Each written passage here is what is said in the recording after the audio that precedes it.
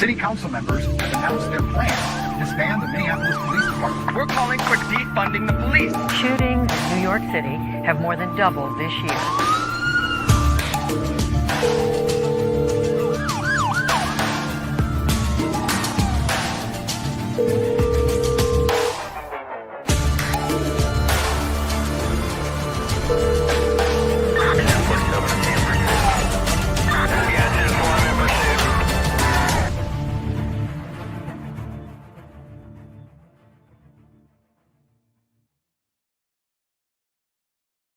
Have a show on the internet. I'm John.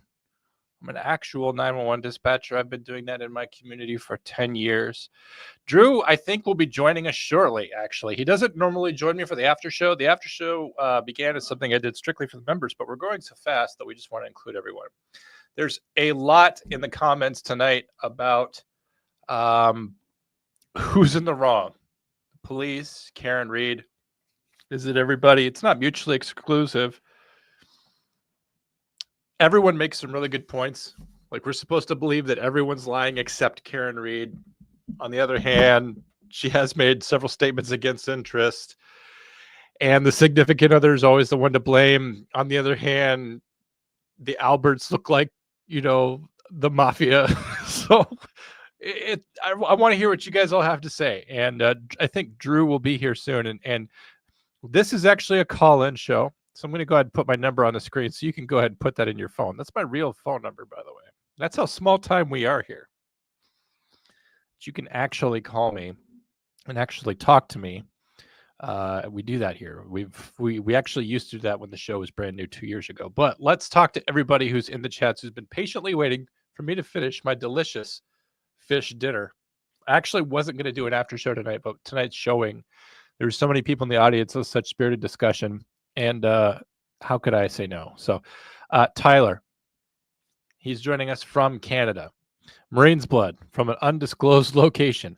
Michelle P., who I believe you dropped some money on us tonight, Michelle. You made it rain, if I'm not mistaken. I was eating that trout pretty hard, so I'm not 100% sure if that was you. If it was you, thank you. And if it wasn't you, you might have been trying to do that. So I appreciate you even trying. Marine's Blood's here. Marine's Blood is the one who runs our Discord. If you want to connect with even more of the fans of the Comm Center, which we all refer to ourselves lovingly as communists, which, by the way, if you didn't notice, the coupon code for free domestic shipping on all of our merchandise is CommieShip. That's good for a week. So now's your time. Now's your chance to go ahead and go out there and get all the Comm Center merch that you have always wanted. I actually just created a design right before the show started. So even if you've kind of perused through it, there's a brand new design on t-shirts and hoodies tonight that you can go see if you like it.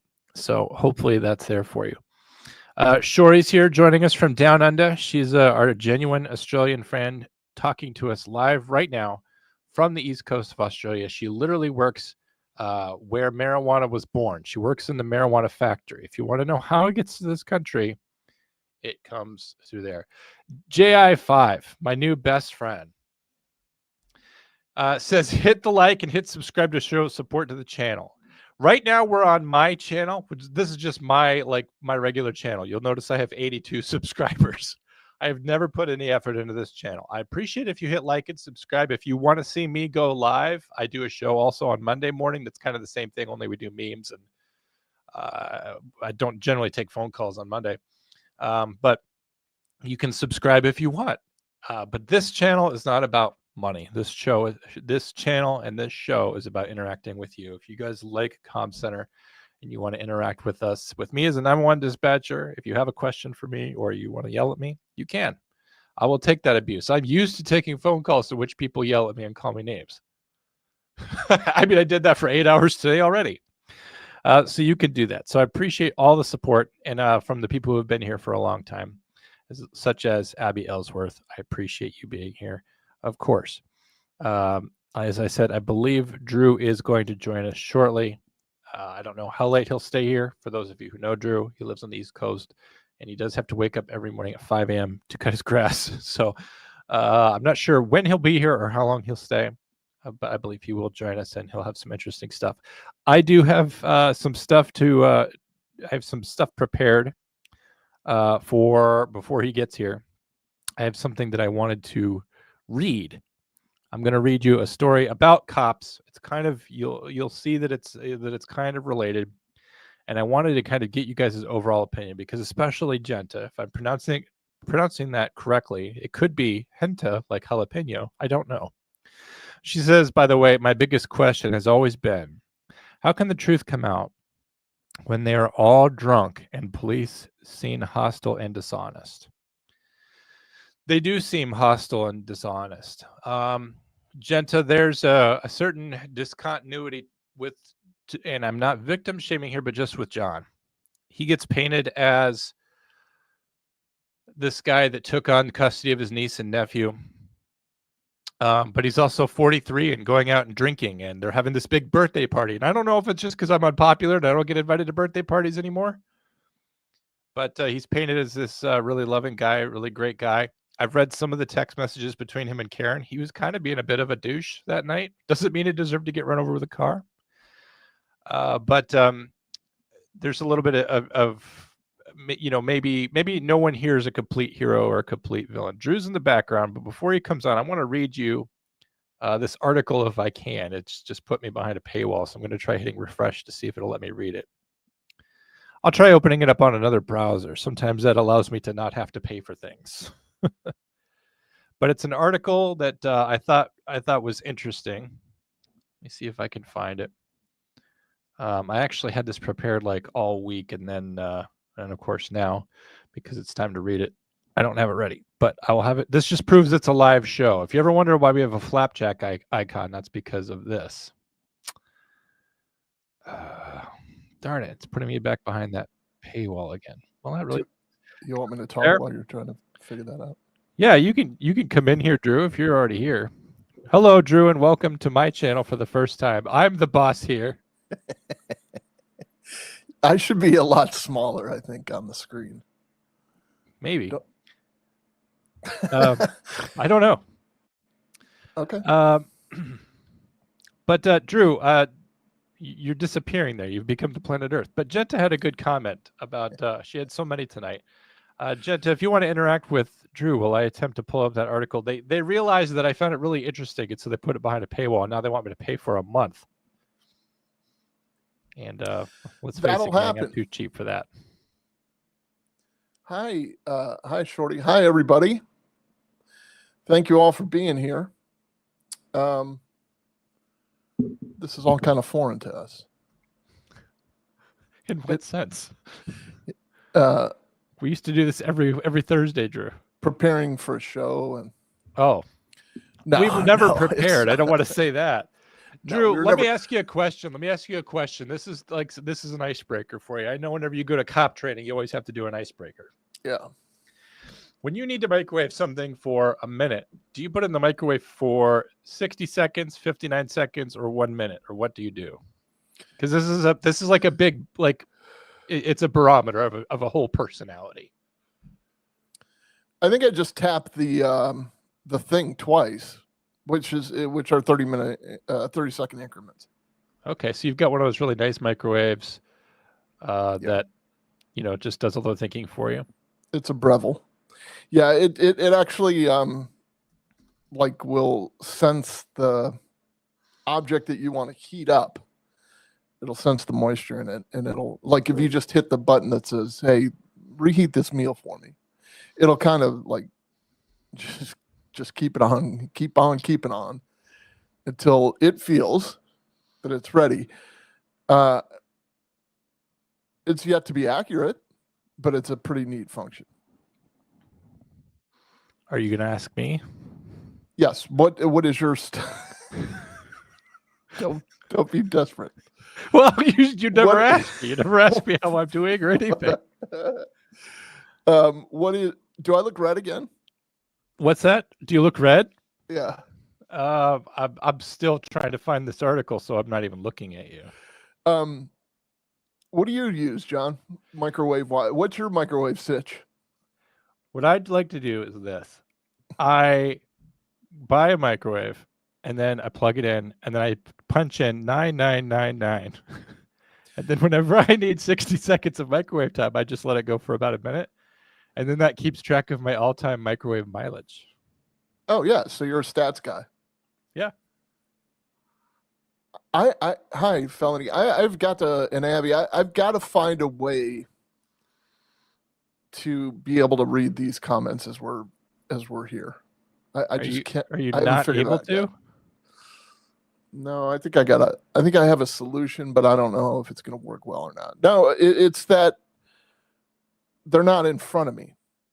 Hey, Cakes, how are you? They're It's not just- in front of you? No, they're here. Oh, Here's they're on where the the side comments there. are. Oh. Like all of you are right here. And What about this? You like that not there? oh, I don't care about that. I thought that was kind of cool, actually, that everybody's kind of seeing the scrolling To chat. put But them there on the stage. and I know you like it because it was taking up most of my. I know that you like taking up most of my screen. Yeah, okay. I'm gonna send this article to my phone. See if I can get around it that way. I don't know. Like maybe it doesn't recognize my phone. Have you done 12-foot IO? Do you know what that is? Of course I don't. Like I would never do this because it's dishonest. But supposedly you could put the link into 12-foot IO. Like it's a Google type interface, so you could put the link into 12-foot IO, and it gets around the paywall of like a lot of these news sites and stuff. Well, I could definitely try that if I knew what it was. Oh, hold on, I lost audio, but I know how to get it back. So All right. just hang on. I'm about to just buy this damned article. Oh, don't do that. Well, This is a really important article. Like this is everything that was gonna like lead off the show, and I had it all set up and ready. And now I'll give you the Comm Center credit card, and you can buy it. Are you ready for the number? No, Oh. It's $1 for the first month. Should I just go for it? Yeah, I'll think you go should. for it. I'll go for it. Put a 1 in the chat if you think John should. Well, they dropped $10 on us tonight, so I think I can afford it, right? Right. Well, you can afford to read that 10 times. I'm gonna read this a lot. I'm gonna read it really loudly too. Yeah. Create a password. I'm gonna use this to suggest a strong password, and then just never ever fucking go back here ever again. I think that's Password saved. Good. Okay. Good. I didn't even have to think. But we had a lot of people in the chat tonight, Drew. I was wondering what you thought about that. Oh, I don't want them to deliver it. pleased as punch. What do you think? I don't want the Telegram and Gazette delivered to my house. That's for damn sure. No, you don't want that. Ah. Yeah, that solution I just told you about, it's Mhm. not valid. It's not working. I could even get the crossword, the USA Today crossword with this one. Does anybody in the chat of this show participate in Wordle? Put your favorite Wordle in the comments section of the video you just watched. Look, Genta, I get that. I think a lot of people get that. The last 3 weeks of my life have been Reed, like the Karen Reed case, because you're invested, because you watched the first trial, as you put here, and then moved on to the second. And I think a lot of people are happy for a break this weekend. I personally, like from a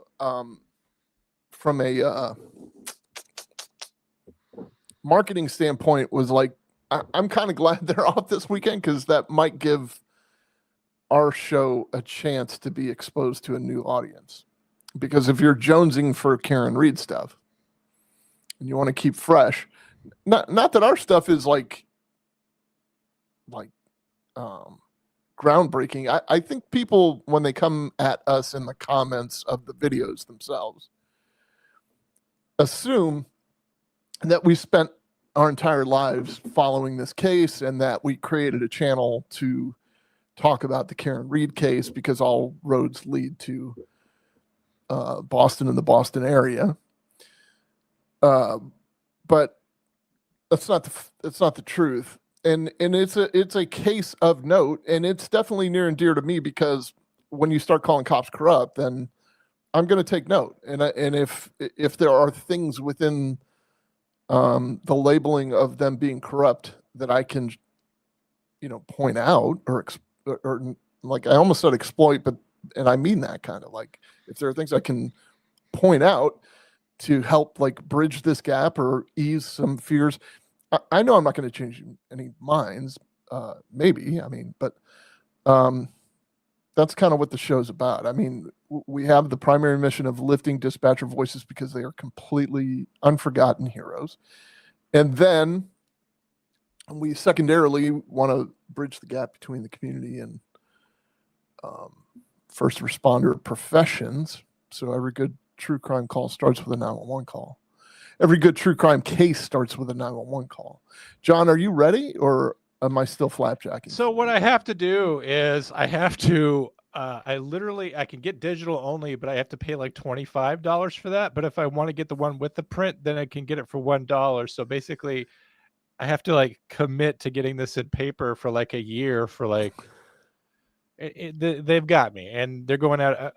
Okay. I'm just going to tell you what the story was. Go for it.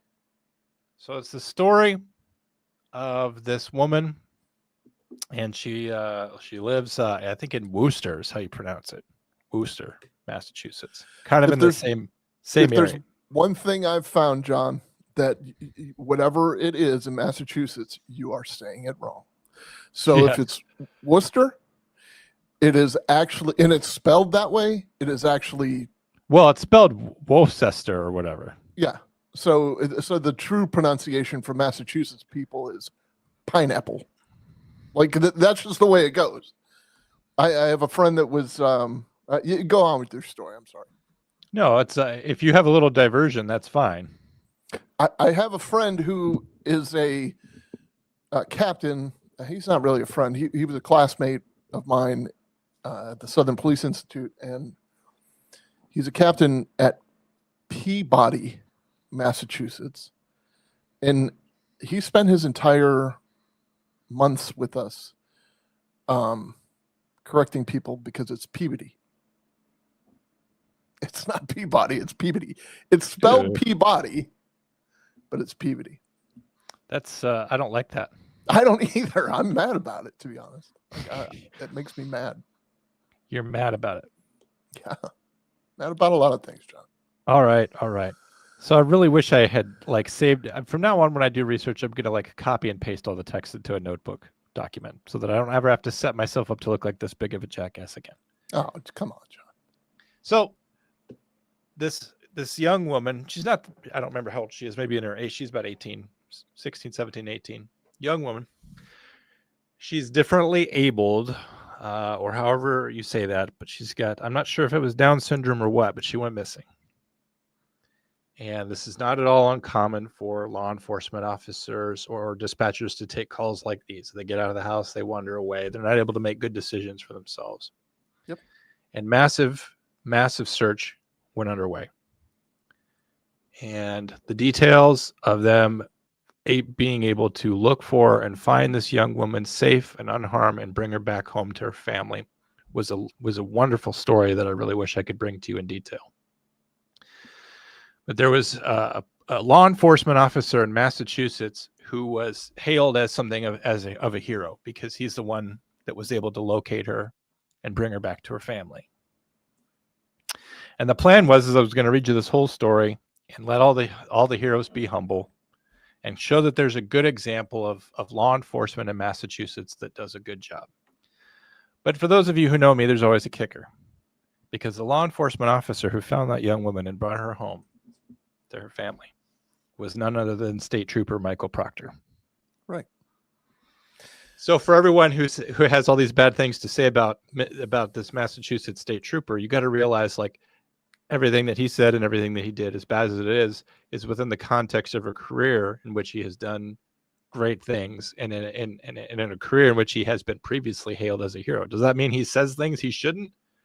Yes. Does it mean he may not be a good investigator? Drew says he could be good, could be bad. We don't know. Could be bad, could be good. But there's something else I wanted to make the point of on the show. And if you want to, my number's on the screen. You can call me about this. But a lot of things were brought up during the trial last year, and it was made to make Michael Proctor look very, very bad. Did you say this about Karen Reed? Did you say she has no butt? And he goes, yes, sir. I said she has no butt. What is the defendant doing right now? And he goes, she's sitting down. Well, how is that possible, Trooper Proctor, if she has no butt? And he's like, she probably has a posterior. I apologize. And then this whole thing, did you dehumanize her and all this? It was brutal stuff. But let me ask you, out of simple fairness, that as someone who will now referee this conflict, how the hell did he come to hate Karen Reed so much? Something must have happened in their interaction. Something bad happened, because although Massachusetts people, from what I can tell from Patriots fans, various Matt Damon films, they tend to have a filthier mouth.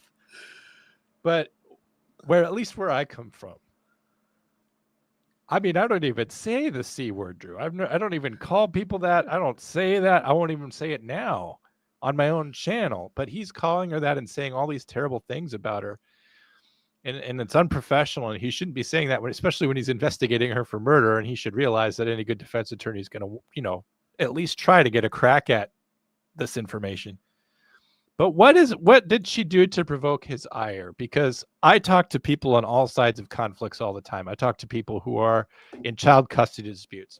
I talk to neighbors who are fighting all the time. I will have a neighbor call 911 on his next door neighbor, and then when I hang up, and before I could tell the police, the other neighbor is dialing 911, and I hear the opposite side of the story. So when you're a 911 dispatcher and you're communicating with people, you often get to hear the side of every conflict. And we're hearing what Michael Proctor thinks about Karen Reed, because he's being called to the stand. He's being called to the carpet to say what he said.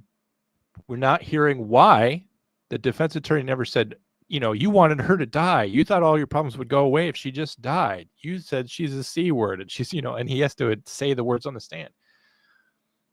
Defense attorney didn't ask why he doesn't like Karen Reed, and Karen Reed is never going to be called to the stand to say what she thinks about Trooper Michael Proctor. She has said some things about him, about the Massachusetts State Police needs to be held to account for what they've said. She says this to the media. But I just know that there's more to the story. When you're a 911 dispatcher, the people call you and they tell you the version of the story that makes them look good. Then I send Drew out there, and then Drew hears this complete third story. Sometimes even a fourth story. Yes. And then he wants to know why I can't do my fucking job and actually get him good information before he rolls up on a scene, because I sent him to something that was a civil issue, and he just found out that there's been a car stolen. And if only I could do my job even a little bit, I would know that. So I just want to know what's going on with Karen, that she has earned this reputation from Trooper Proctor and perhaps other people. And it's possible she didn't do anything. I don't want to just go out there and say scurrilous things, because I don't have any evidence to support it. But the curious mind wonders, what did Karen Reed do to Michael Proctor and others that was so bad? Genta says she better never take the stand. No, she would be very stupid to do that, and I think her lawyers are way too smart to do that. JA5 says Michael Proctor saw things in her phone. In my opinion, he saw on an alleged text message she sent to DY saying, I didn't think I hit him that hard. Well, gosh, that would be a statement against interest. Drew is saying warshes. Michelle P. They don't call us massholes for nothing. So we've got a real live masshole right here. See, I'm on the outside, though, so I'm not going to call you that, Michelle. If you want to apply that yourself, you certainly can. Talia says, in my experience, some straight men hate women, just don't find effable. Should we just address that? Because it's like I like Talio, but that's kind of an inherently sexist statement. Well, I was taking a beating because I was doing a lot of this is a BTS type situation. This is behind the scenes. By the way, I like how every single person here is new tonight. Oh, wait, hold on a second. How every what? Every single person who's in our chats is new tonight. Every other person who's a member, they're all sick of me. None of them showed up. Welcome to everyone that's new. They got crowded out. Yeah, welcome to everybody, period. I love this. I'm loving this. Okay, I'm trying to fix the chat issue also. So Worcester Daily News has my deets forever now. I believe it's Worcester. I do see that people are okay. So, I took a lot of beatings for. Of course, it's the usual stuff like, oh, you're just a biased defending cops, and okay. I mean, like, no, I'm just telling you, like, the parts that are correct or incorrect. I'm not necessarily defending anybody. Like, there were problems in this investigation, but it's always going to be a defense attorney's job to discredit the police. It's just that they went to the nth degree on this one, which is wise. That's why I brought up the O.J. Simpson case. They did the same thing with Mark Furman, right? They made him into a racist.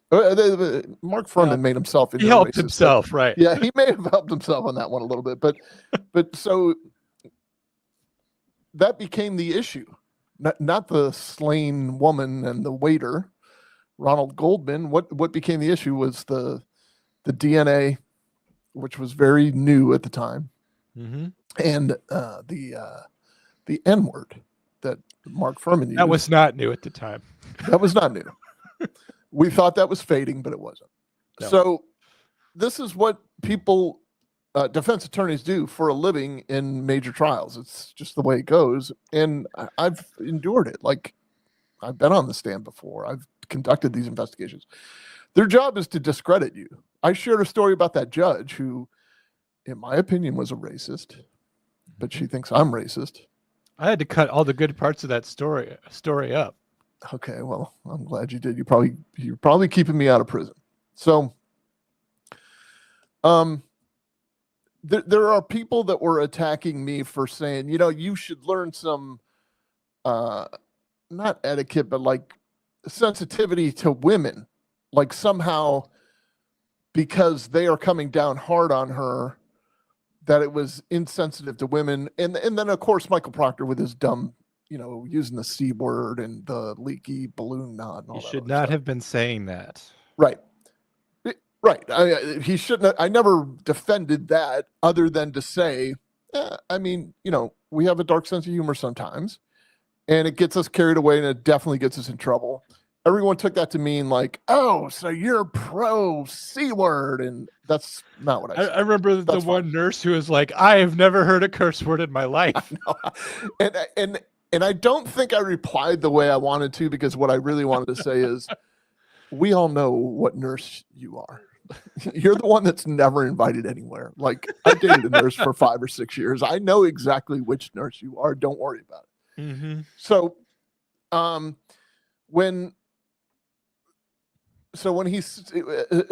I was taking the beating that I was like some kind of like anti-feminist or anything. Nothing could be further from the truth. I'm empowerment for everybody equally. Like, except for me personally, except for John, and he's a little effeminate at times. So I'm just like, just because I say things are splendid does not mean I'm effeminate. No, it's how you drink your Pepsi. The pinky is a counterbalance. Or should I say it's that you drink your Pepsi. So I don't drink Pepsi, folks. He's lying. All these pro like feminism, like, they're coming down on her and all this other stuff, who are completely ignoring the fact that Alan Jackson's major client was Harvey Weinstein, for God's sakes. He defended the founder of the Me Too movement. He defended him. He probably got him his prison sentence mitigated. Do you understand what I'm saying here? Like, you're calling me some kind of hypocrite from your stance as a hypocrite. The guy, Alan Jackson's a brilliant defense attorney. It's his job to discredit everybody in the Harvey Weinstein case, by the way. Mm-hmm. But don't tell me that I'm anti-feminist and I need to learn X, Y, and Z because Alan Jackson's in your corner. If he was in your corner, Harvey Weinstein, the stories about him J and O into a fern wouldn't be out there. So, like, eat it. I'm fine and I'm comfortable in my assessments. I get stuff wrong all the time, but there's nothing that irks me more than when I get something wrong and I bring it to you. Right? I want to be right when I talk. like, I don't want to give bad information or false information. That's what people were just peppering me with the whole time. Like, you're just putting out reckless opinions. And I'm like, well, the thing is that that's the thing about true crime, and people always try to high road true. I've done enough true crime and I've been high roaded plenty of times. We're trying to speculate, and we're not trying to cheapen it into a spectator sport because John O'Keefe died, and those kids are without a de facto adopted father, and that family is shattered. And you mentioned to me the other day about John O'Keefe's mom being totally bereft of hope and joy.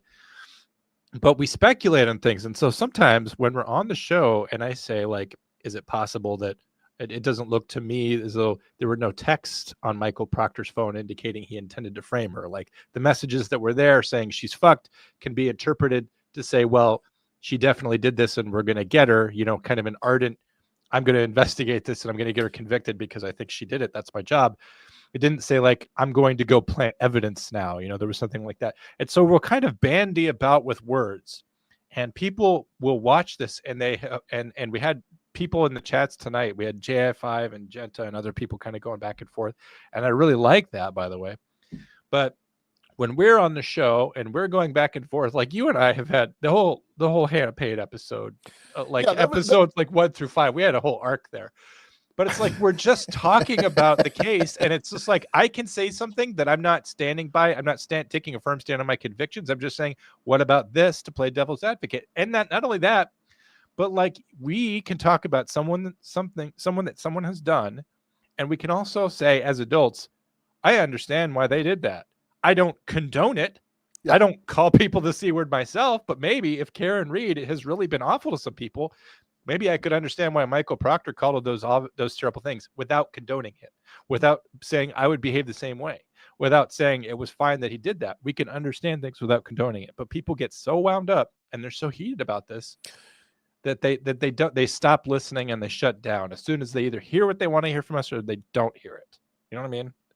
You know where this comes from, John? And like, it's time for a 30,000 foot Drew. Right around 2015, we all started using social media a little bit more intently because we were ramping up for the 2016 election. It was the era of Michael Brown, if you remember. And before, we used to just get our news like via whatever cable news source that we thought was credible at the time. It turns out they're all lying. Yes. For your advertising dollar. And sensationalizing. Could you believe I donated $20 to Mitt Romney? Well, he's a Mormon. So he probably gave John. He knows about cows in Wisconsin. So what started happening is like this almighty algorithm that we have and share and endure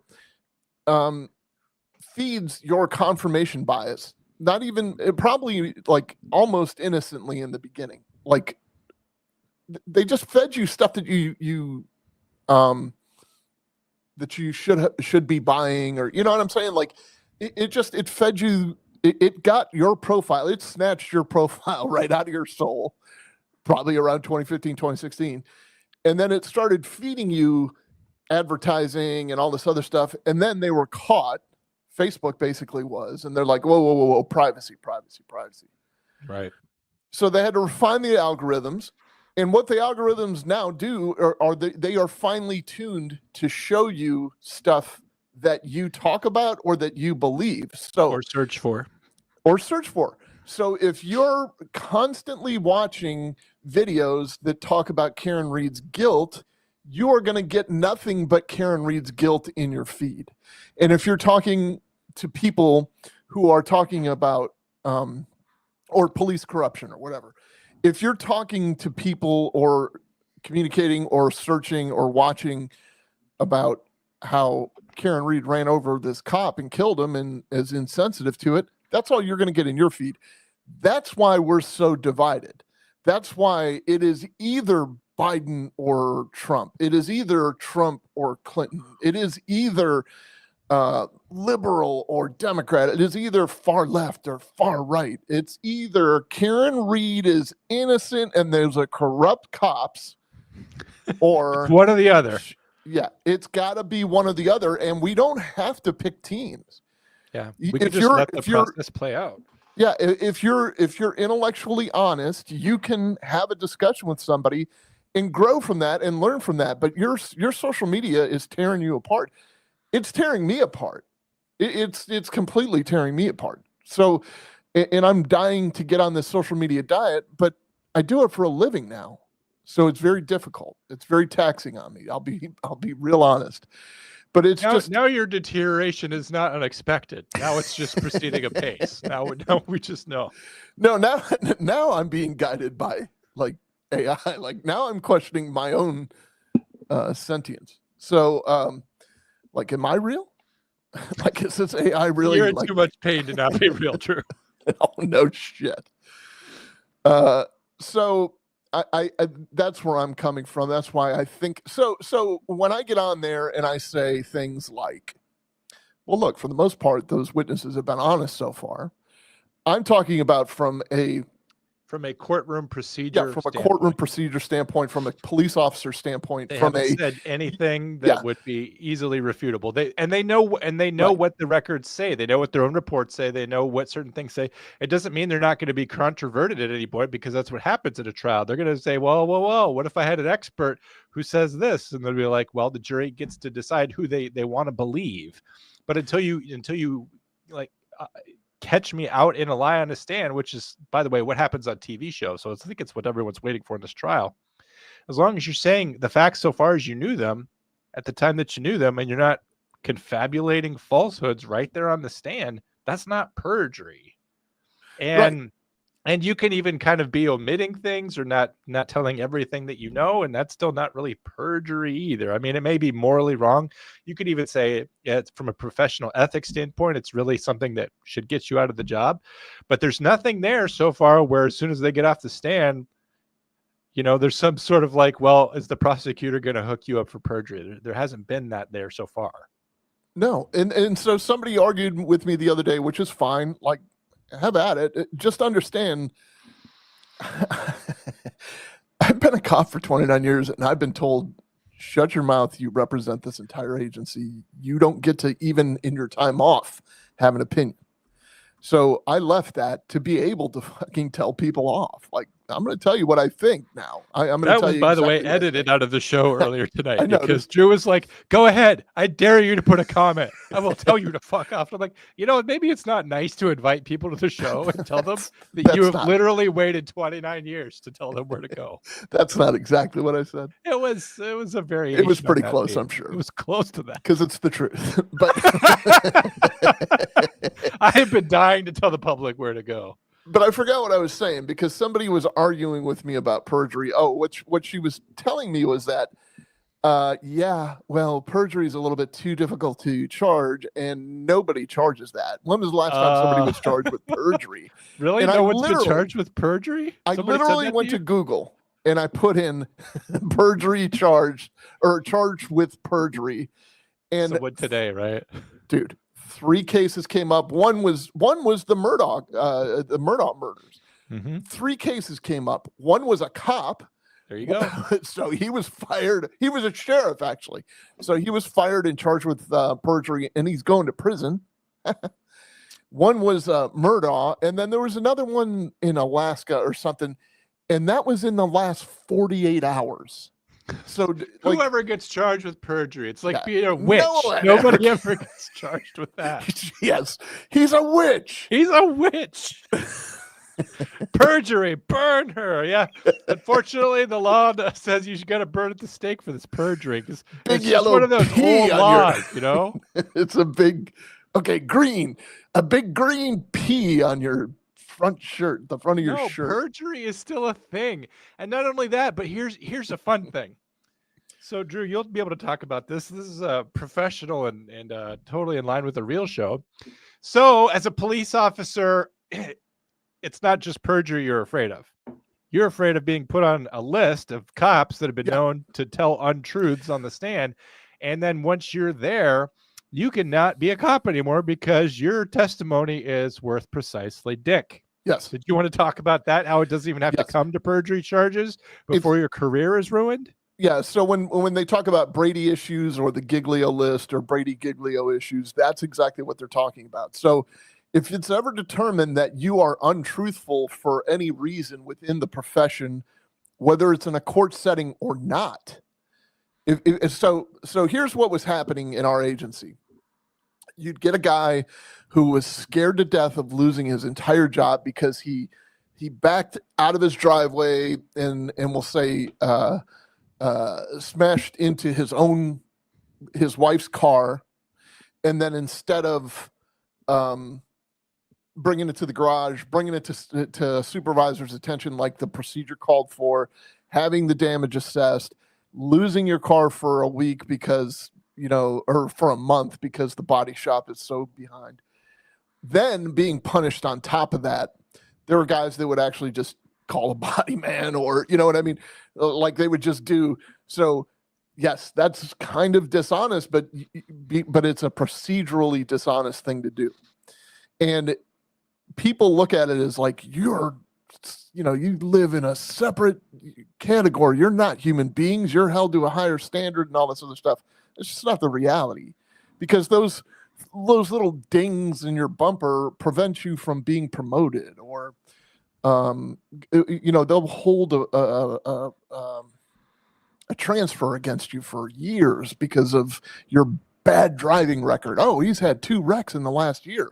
Well, one of them was at a car wash, So what was happening is they would do an entire IA investigation on something minimal like that, which is okay, serious. I mean, you're going to get a letter of reprimand for that, whatever.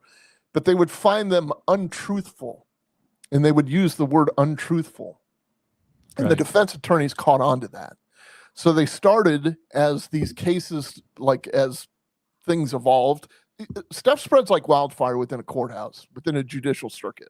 Okay, so if one guy does it and it's successful, they tell each other, the new tactic, the latest thing. Mm-hmm. The latest thing became, hey, if you go to the Hillsborough County Sheriff's Office right before the trial and you pull that officer's IA history, and there's an untruthfulness on there, you can bring that up at trial. As a matter of fact, that is Brady or Giglio information that the state is required to tell the court and is required to tell you as the defense attorney. And if they don't bring it up, it's going to make them look really bad. So that's what is happening, or that's what was happening. So when you see, this guy had an untruthful on his record, it doesn't necessarily mean that he lied. Well, it does mean that he lied in a sense. Let's hit it head on.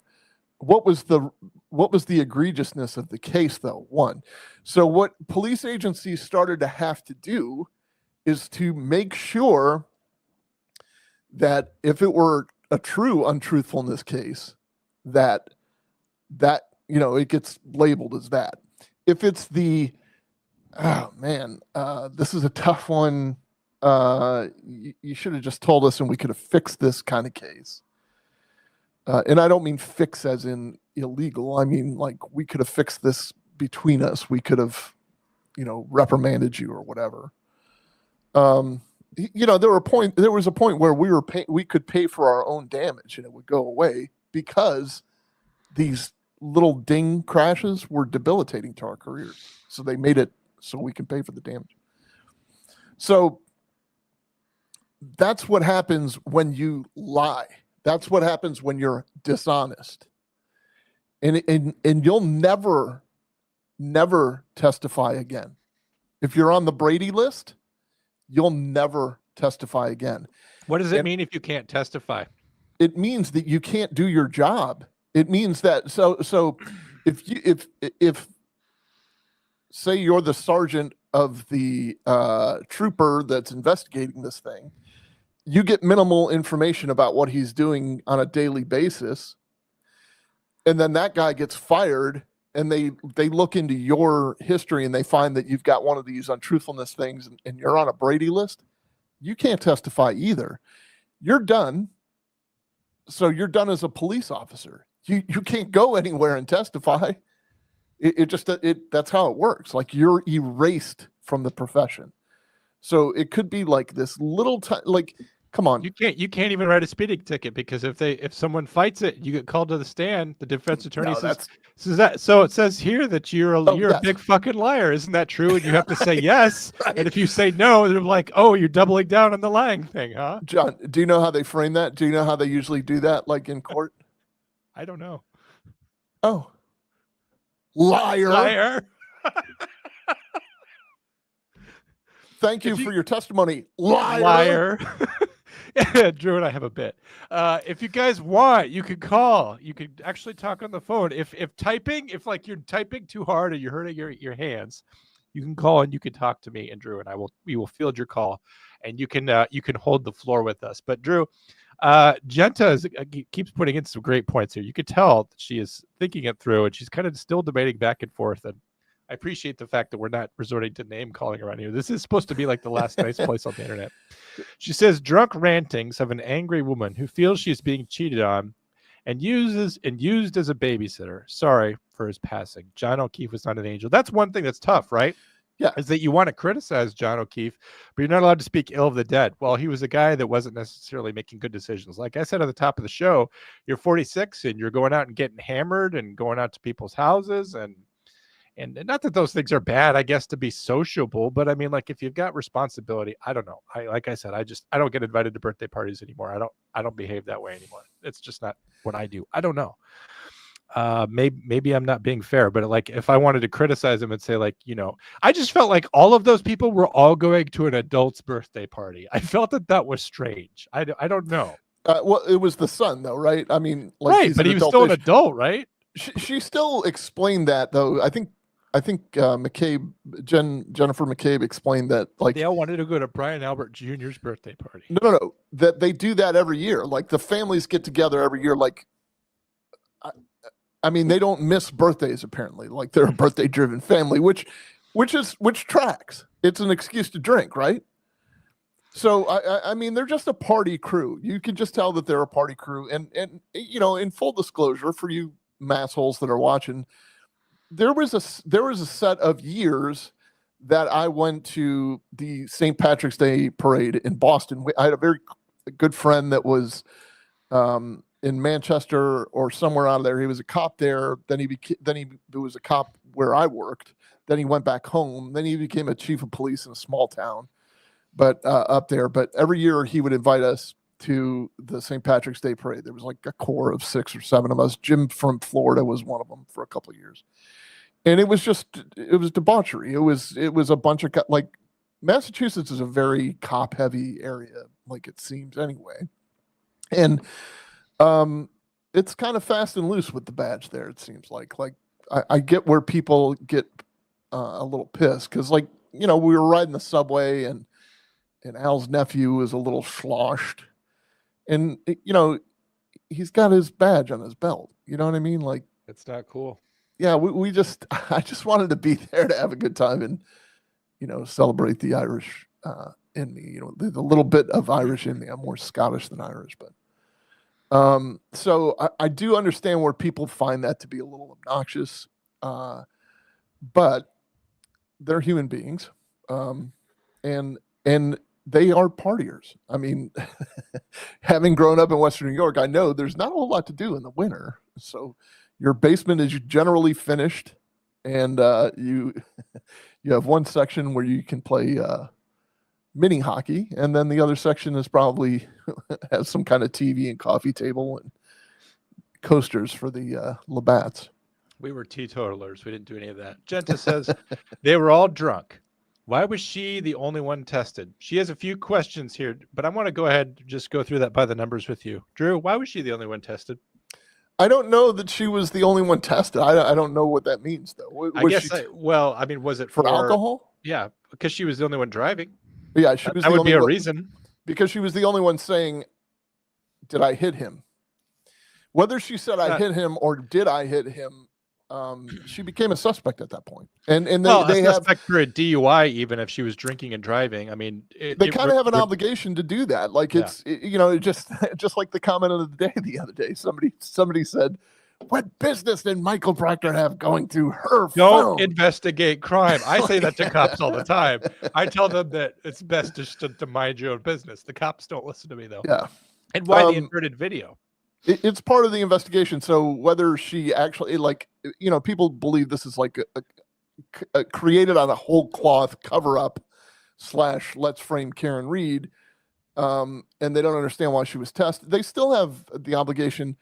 Think of John O'Keefe's family and think of John O'Keefe. Like if that were you or that were your family member, you would want it investigated, right? Yeah. And people are always talking about how inept and how this and how that. Yet all of these investigative steps that were done for some reason were like wrong. Like they were improper. Well, they're doing them. That's the true crime crowd. And we love that crowd. And I'm part of that crowd, but we all think that we know best when an investigation, when you know nothing and you have nothing to go on, it's not so obvious what the next step should be.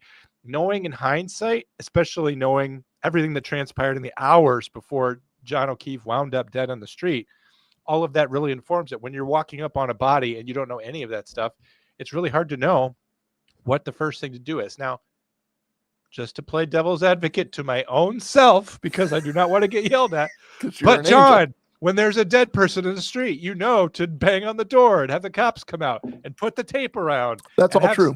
Have sign-in logs and, that's all true. Crime scene logs. Come take pictures and, put the thermometer in the guy's butt to find out what his temperature is. Do all that stuff. Check his cell phone battery temperature. Check his cell phone battery. See, hold it up to your face, rub it around, see if it's hot or cold. There's some stuff in there that is ugly, like you alluded to with the solo cups and all that. I think crime scene investigation really isn't like what you see on TV, and it's not always optimal. And I think sometimes Drew made a good point during the show. You got a snowstorm going on.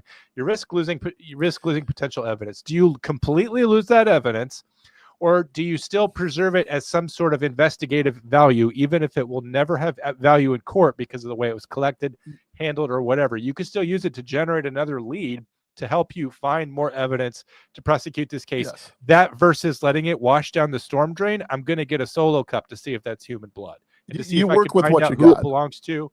I'll be lucky. Now, possession of chain of evidence. Different story. Even getting someone at the state lab to even test it out of the solo cup, I don't know. But if I'm right there, right then, and the only other option is that the snow's going to melt and it's going to go down the storm drain, and I have a solo cup, am I doing it or not? I'm doing it. Later, I'm going to look like a jabroni for doing that. But what am I supposed to say? I don't have a beaker. Where's the CSI van? Where's that girl with the tattoos and all the hot topic stuff on? She's not here. So I don't know, what am I supposed to do? And I think sometimes investigators find themselves in unenviable positions. And because of that CSI effect, I think that we all kind of expect, the glove and the pen and the marked baggie, and it doesn't always work out. It maybe should have, even in this case. I'm not saying, well, they just get a pass on this one, because if Canton PD had created a perimeter and then a broader perimeter, because you have a crime scene and a crime scene, and then you say, well, this is a death investigation. This involves a police officer. This is suspicious. Let's get the stateies in here. That's what they did. They brought in the state boys, Michael Proctor. Why at that point weren't the assets of the state brought in? And this is how it works for me when we have small towns and there's any kind of investigation into a death that we believe is suspicious or a homicide. We secure the scene. We start gathering information about potential witnesses, canvassing, but the actual investigation's handed over to our state Department of Criminal Investigation. And every state has one of these, whether it's the Tennessee Bureau of Investigation, Drew's, what is yours called? Yours has a terrible name. It's like Florida Department of Law Enforcement. Florida Department of, FDLE. I thought it was something weirder, but you have state detectives who will come over, and that's what it is in Massachusetts. It's the state troopers. Well, let me address some of these things in the comment. Like Genta, I don't want you to think that you're being ganged up on. You are not being ganged up on. In fact, I will not switch sides, and I will tell everyone else to go to hell. But she said she's asking. She's like, if there's like if she's just there for an evaluation, like for like a mental health situation, is that part of it, taking her blood? Here's the truth. This is how it works here in Florida. I don't know how it works in Massachusetts, but I can tell you generally this is probably how it went. when you go to the hospital, they pull labs from you generally for whatever you're there for. And what the investigator can do through the Commonwealth or through the DA is get a subpoena for the medical record. So when you enter the doors of that hospital and you're under the care of the hospital, I think that they, under obligation, take your blood to make sure that you're not getting ready to die from a fentanyl overdose or whatever. And they're not going to give that information away until there's a subpoena presented. And when there's a subpoena presented, they have to comply, or it's against a court order. Now, if she was suspected of DUI, and I wish I had the case report. I wish I had the report.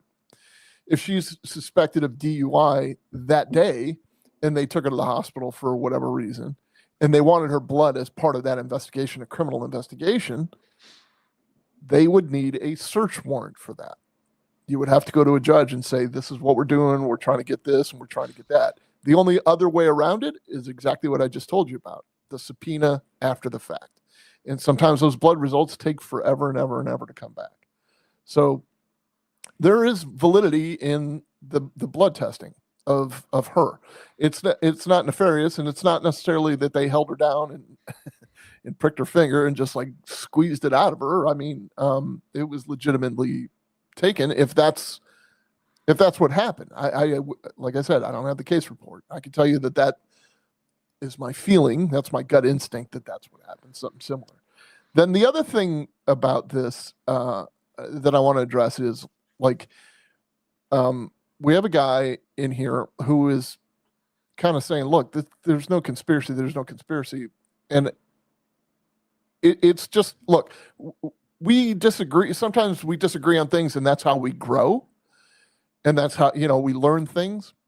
And again, I refer back to the original conversation where you're being flooded with conspiracy. And when somebody tells you anything different, it takes a chink out of your confirmation bias. It really hurts you independently because you think that that's an attack on you, but it's not. But he's right. The FBI did come in and investigated that. In fact, I think there was a wiretap involved, if I'm not mistaken. I could be mistaken. But they came in and investigated that. That's how ARCA was introduced into this whole thing. But they closed that case. So either they're waiting for this to play out and there's going to be indictments on the back end, or they closed it without indictment, meaning there's no there. Okay, so then you have the Five Stones investigation, which is the Canton, the town of Canton that commissioned a firm out of Washington, D.C. I have the feeling that they're FBI agents, that they're retired FBI agents. But this firm out of Washington, D.C., who lived with the Canton PD for 3 months. And they found stuff, but they also found that everything was on the up and up. And they wrote an entire place. They were not influenced by anybody. They weren't influenced by the town people. They weren't influenced by the police department. They used CALIA standards. They used accreditation standards. So you take the FBI, you check that off the list. You take Five Stones, you check that off the list. The Massachusetts State Police went through and cleaned house because Michael Proctor misused his phone by saying the things that he shouldn't have been saying, one, and he truthfully testified to them. That's the other thing, too, is that the prosecution has actually got hurt by the fact that he was fired. If they were really trying to cover up and protect anything, they would be waiting until Karen Reed was convicted before they gave him the axe. They would be putting him on desk duty, burying him at the bottom of the police station, not letting him see the light of day. But now he has to, if he's called to testify, it's on the record. He was fired for his behavior. He was fired for his behavior. That's an admission. Not for his investigative negligence. He was fired for misbehaving. But it's on the record that his professional behavior is at question. They could have waited to fire him, but they went ahead and fired him because it was the right thing to do, and that hurt the prosecution's case to do that. So we're shitting on cops for being unprofessional, but they cut him overboard as an embarrassment as soon as he was one, even though it hurt the case against Karen. Dude, I am telling you, you can see it in his face, and everybody attacks me when I say it. Yes, he was forced to testify to it. Everyone still seemed to think he was lying. I don't know why he would lie and say that he said the C word and said she had a leaky balloon knot, but he It's just not nice. he just flat out, you could see like his puppy dog eyes that the minute this flies out of my mouth, His career's over. Yeah, the minute this flies out of my mouth, it's done. I'm He done. works at TSA now. He's not even the main guy at TSA. Yeah. He's like does he work at TSA? Because I thought it was Farwell's brother that worked at TSA. I don't know who it is, but my point is that he doesn't have anything. His pension's gone. Everything is gone, and he's got a family to support. So it's not like, oh yeah, you don't have to feel sorry for him. That's fine. He's embarrassed for all time. It is, and how many people did he help, and how many people did he actually put in prison that needed to be there because they killed someone or hurt somebody in your family, maybe even. So I get where people are like, he's nasty, he needed to be fired, and all this other stuff. I am also telling you on the other side of that, somebody who is vulnerable as a retired cop, we are not saints. We definitely have conversations. There is some locker room talk that goes on. There are times that we are not proud of it, but when we start progressing through the ranks, like I did, you get very uncomfortable when they come up and you actually have to be the bad guy and step in. It does not sound like that there was a bad guy in this scenario. And that's why Yuri was suspended for 5 days, because he did not supervise properly. He should have stepped in and said, oh, whoa. We're not going to be talking about leaky balloon knots, and we're not going to. It jeopardized the case, and it's a homicide case. It's a homicide case of a fellow cop, even. So he put a lot of stuff in jeopardy. Understandably, he was fired. Yuri was punished. Who was the other one that was punished? There was somebody else that was punished. But it's all based in their conduct. It's not based in their skill as investigators. And anyone can tell me, oh, you're just cop-splaining and blah blah blah. Yeah, I'm a fucking cop who's explaining, and that's cop-splaining. That's what I do. And if you don't want to hear it, if you want to just jab two pencils in your ear and never hear a word I say, I'm not offended. I'm just telling you how it is. Like, I'm not really taking up for anybody. I mean, if anything, I was accused, by the way, too, of taking up for cops on the episode we did about the cop that groomed and R-worded a 15-year-old girl. Like, we did a whole episode about that, and people are still accusing me of covering for the cops somehow. Like, I don't get it. Drew, are you ready to take a call? Yeah, please. All right, caller, you're on the phone. At, I'm sure. No, I am not going to yell. I seriously have questions because I'm not a cop, and it's the second time I've ever done this. But my question is, Michael Proctor, whether he was a wonderful cop, I saw the story, he found a 12-year-old girl. But doesn't his behavior cloud his judgment? So how can we take anything he says at face value? It certainly 16 hours into... Yeah, it certainly gives that appearance, and I think that was the basis for his firing. It definitely gives that appearance. 16 hours into this investigation, after interviewing 3 people, he's telling his friends, she's done. She's fucked. That guy's not going to get any shit. This man never leaves his house. He doesn't notice the police, fire engines, ambulance. There's a dead person, a cop on his lawn, and you're telling me he slept through it? There's so many things that are just unbelievable. How can we ever find out the truth? And I've been not arguing, but going back and forth with JI5, I can't ever see any truth, because all I see are the way the investigation was handled and how dishonest they seem. So I can't seem to get past that. Yeah, I understand why you can't get past it, but there's no other way for me to explain it other than to tell you that you have to separate the fact from, you have to separate Michael Proctor, the horny hyena, from Michael Proctor, the investigator. okay, let's separate it. So for every, forensic investigator the prosecutor has, the defense rips up. I mean, this last guy lied on his resume.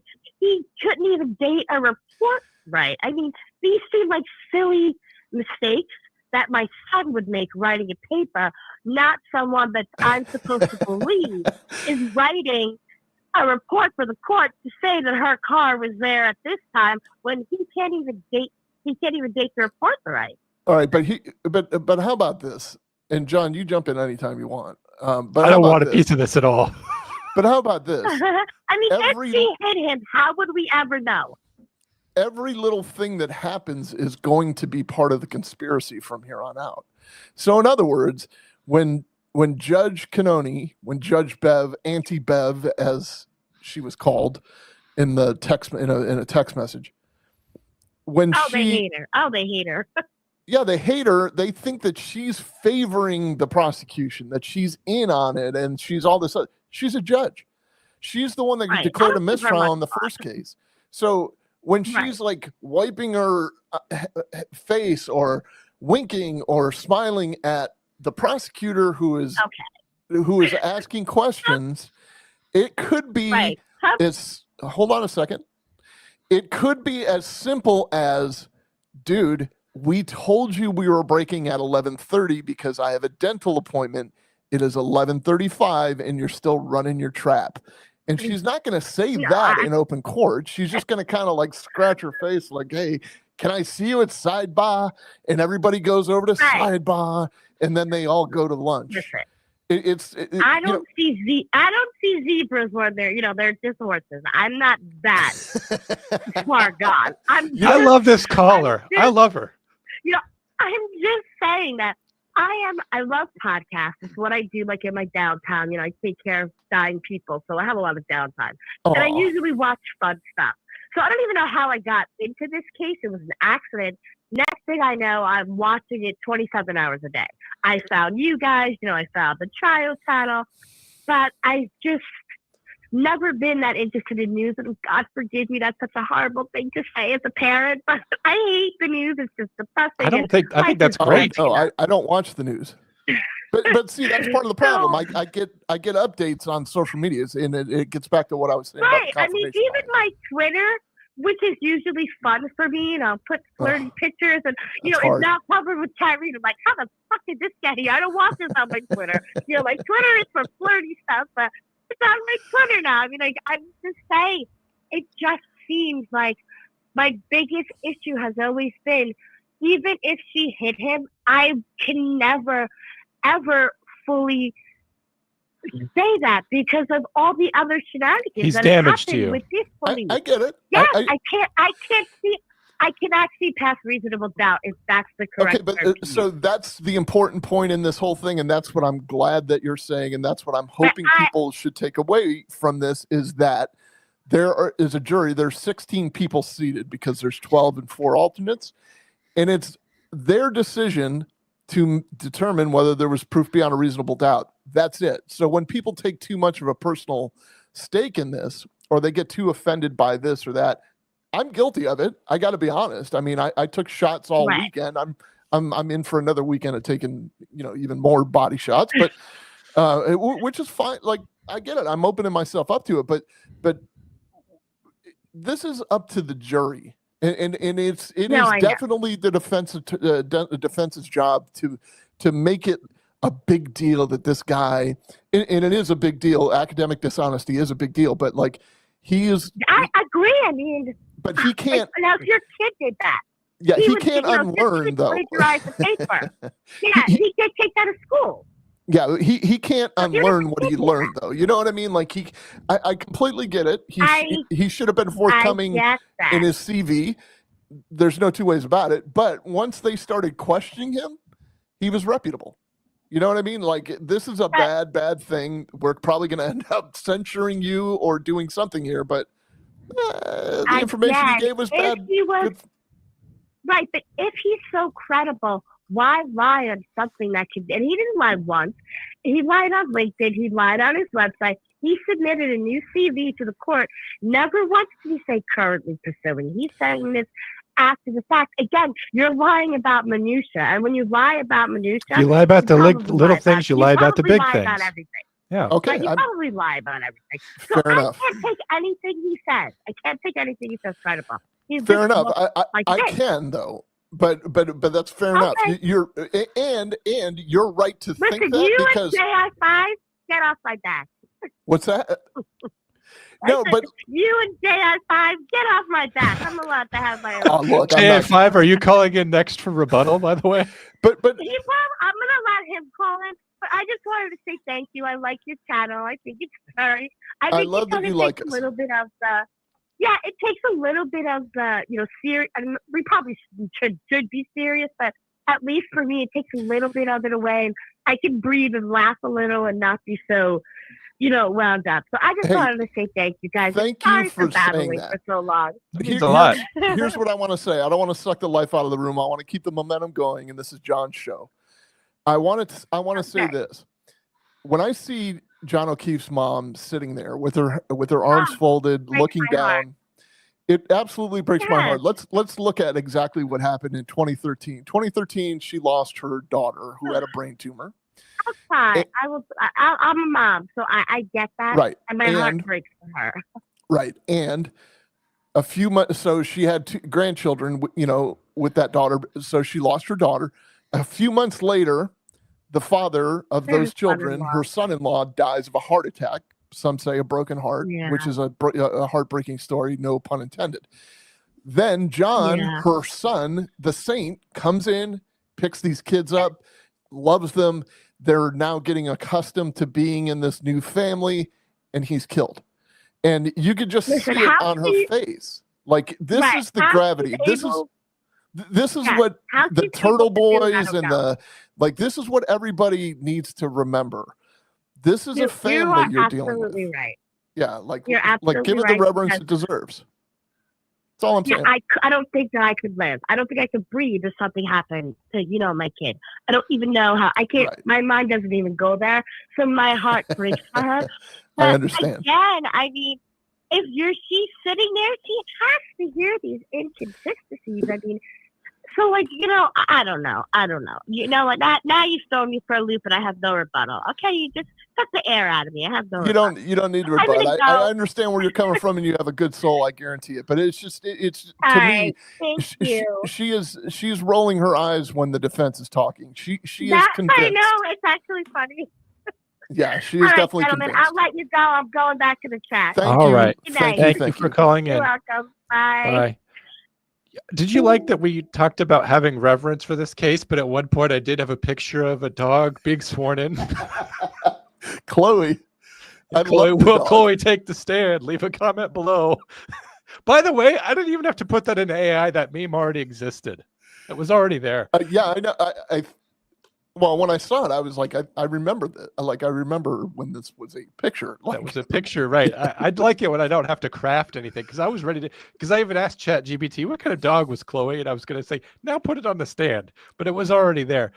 Tally wanted to call in and address whether or not she is sexist, which was a horrible thing for me to say.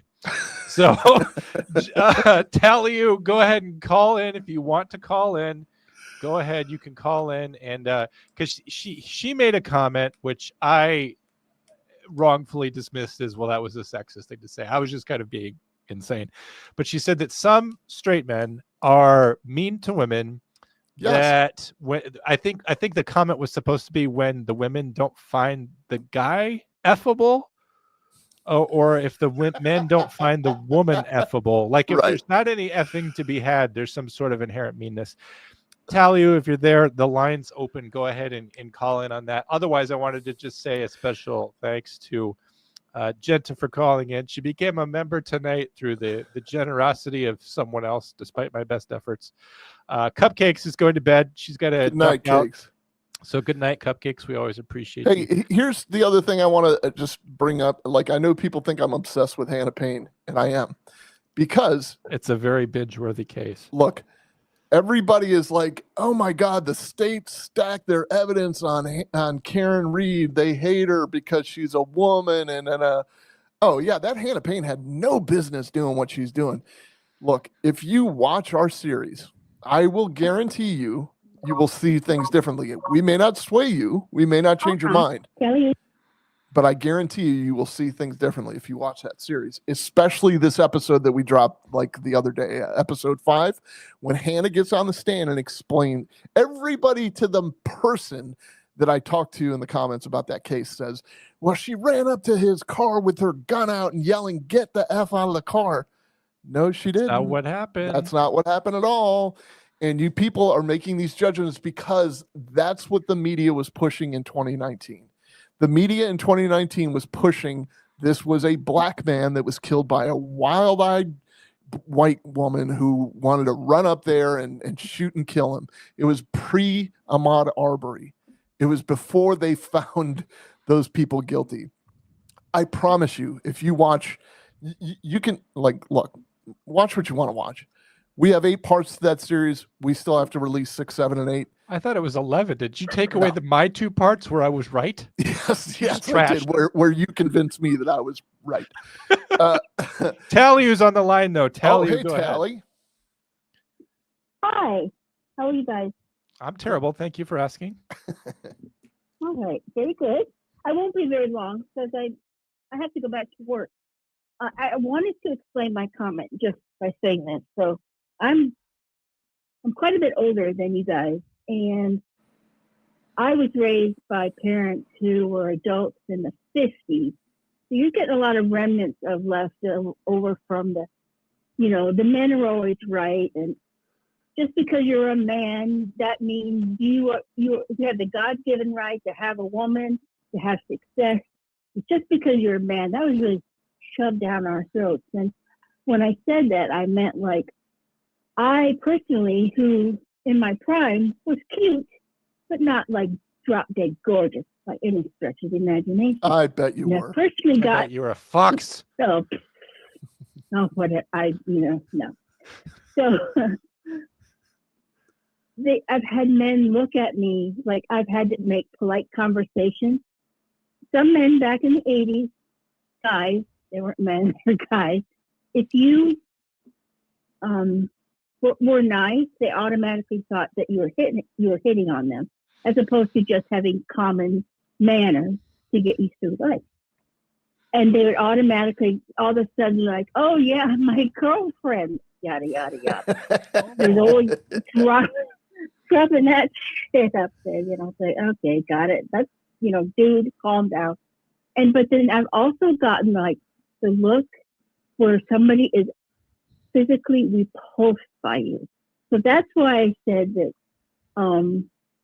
some men that have been raised by, and it keeps going down the generations of people who have been told, like, buddy, you're a guy. You deserve the best. You deserve happiness. You deserve a hot wife. And that's why they feel so free to talk like assholes on this private chat. They're like, I can talk like this. Who's going to stop me? You're right. That's what I was getting at. Can I, we don't know each other, correct? I don't think so. No. She's new. Her first week was last week, Drew. Can I guess without you exposing your age, because I know that's impolite. I'm going to guess that you graduated high school in 1979. So close, 82. Dang it! So I'm not that far behind you, by the way. Close. I graduated high school in 1986.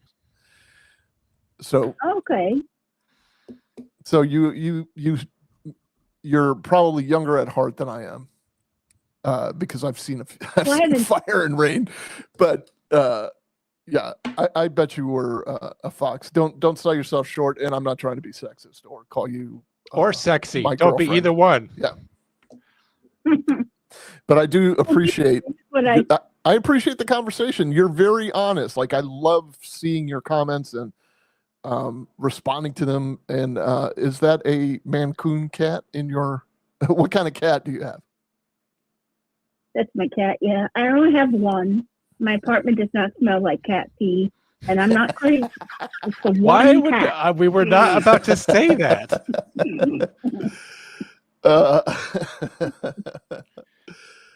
Oh, that's awesome. But does any of that ring true to you, Drew? Being 100% closer? true. Men are pigs. I'm a man. I'm as manly as I can be sometimes, but I have a sense of decorum. That's why I called Michael Proctor a horny hyena, because that's exactly what he was doing. And I'm telling you, that's the locker room culture that is prevalent sometimes in a law enforcement agency. It certainly is degrading to women once it gets out. I think it's a lot of just like you have the detente, not the detente, John. Just like you have the back and forth in the chats. It's a lot of tete-a-tete. We've been over this. Just like you have a lot of back and forth in the chats from people who can hide behind their anonymity and text things, and be like ballsy and say things to you that they would never say out loud or in person. I think a lot of people in general engage in that locker room behavior, and I'm not making excuses for it. It's nothing to be proud of. But I do believe that it occurs, and I think that this was the case. And I completely understand that it goes to the bias of the case. Like, this is exactly what this is going to look like. But he kind of fell on that sword, even though he was forced to. Like, people think I got that wrong, but he fell on that sword. He's like, yeah, I screwed up. Yeah, that was definitely dehumanizing, and I apologize. I should not have said that. But what else is he going to do? Yeah, he did own it pretty well. I'll give him that much. Yeah. I did enjoy the fact that when they brought up the leaky whatever, Bev was on that, like, she was not going to let that next line come through, and we all know what that next line comes through. She's like, side by. And I think I appreciated that, but yeah, we all knew what it was. But the last thing I want to say about this case, like, I didn't watch it the first time through. I saw it, obviously, but I was just kind of ignoring it. I was watching like the Linda Steimer, what was her last name? Sturman. Set her house up. Sturman. I was watching that a lot. But the thing that gets me is the way, like, just looking at Jen McCabe, like you were talking about, the eye blinking and the lip flipping, and just like one time she put her hand up behind her, saying, like when she was saying something like, "Wow, look at you protecting yourself." They're not professional liars. And me as a layperson, if I can tell you're lying, come on. Yeah. That's the thing that gets me about this case. It's like, I have no experience, but I could just, can you repeat that? Can you say it a different way? Come on. It's just like, it's so obvious. Right. I get it. I totally get it. Okay. Well, I got to go back to work. You go get back to work. You go cleaning. Do the You're Lord's cleaning work. at university. Yeah. Is that true? Oh boy. Have a good night. It is true. Good night. Thanks, guys. Bye-bye. Bye. All right, this is officially the last call. Anyone else who wants to call in and boil Drew's blood, if you want to mention how Drew forgot everything that was important in this case and got the rest wrong, now is your chance. You can call out 757-231-6916. That's 757-231-6916. JI5 is offering me the chance to appear on other podcasts, Drew. I don't know if you're catching on to that, but there's every chance that your talent is being poached here. I don't know how you would feel about me being on another podcast. I don't know if you would have at it, dude. Feel strongly about that, or just I'm the trying fact to find that actually you. I'm trying to idea you. You're like Chloe. You're like Chloe. We're just trying to rehome you. The idea that I am somehow a commodity when I appear on a third of all podcasts.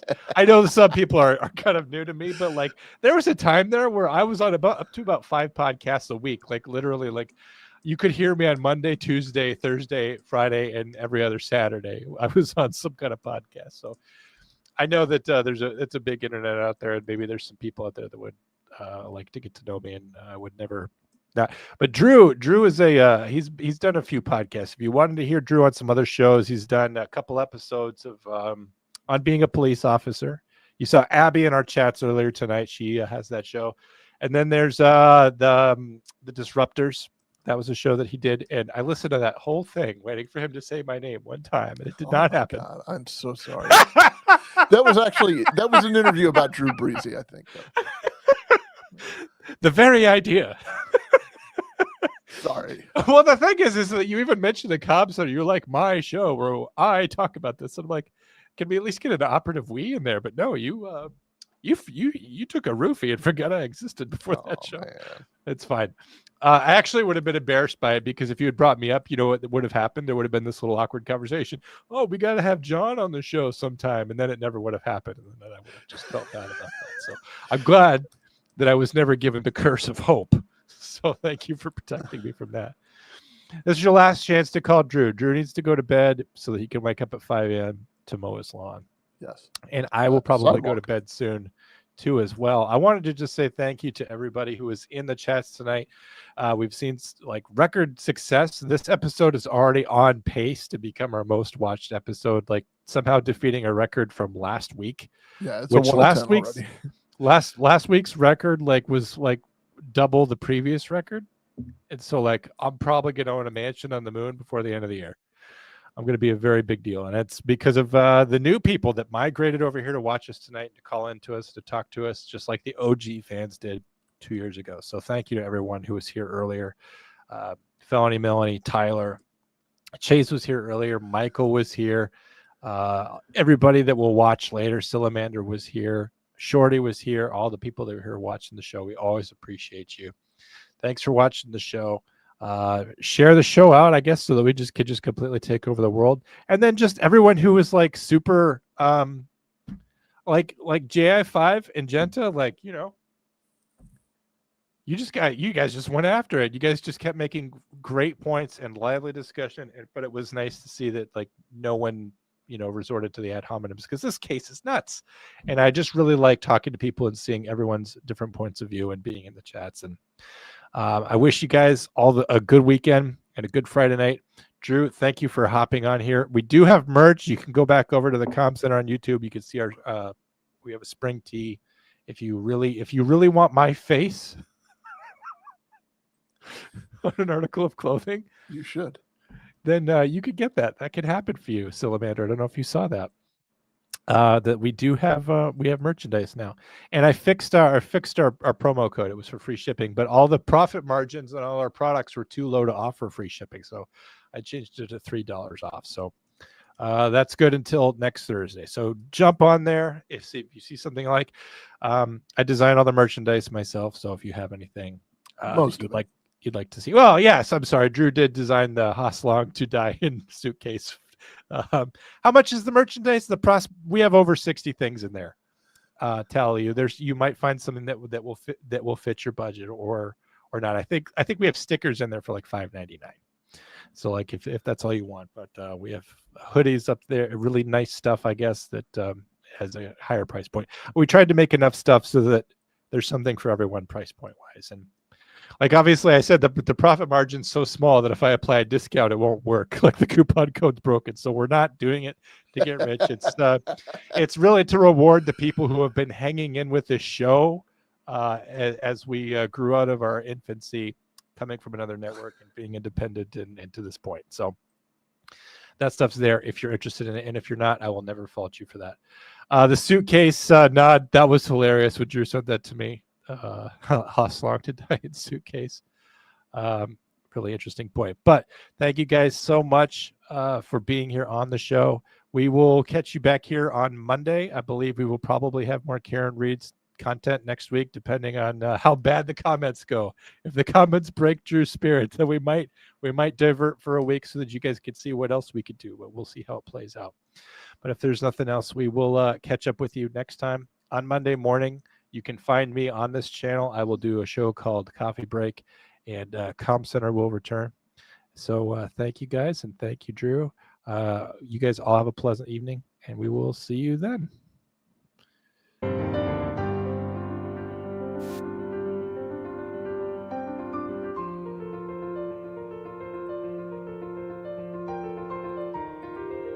Happy Memorial Day. I forgot about that. Yes. Am I still on? Yes, they can still hear you. So don't do what you normally do, where you hang up and be like, "Oh, those miserable chumps, so depressing." Yeah. I didn't get to pin one against the wall How dare With they my- defy me with their own ideas? with my verbal judo.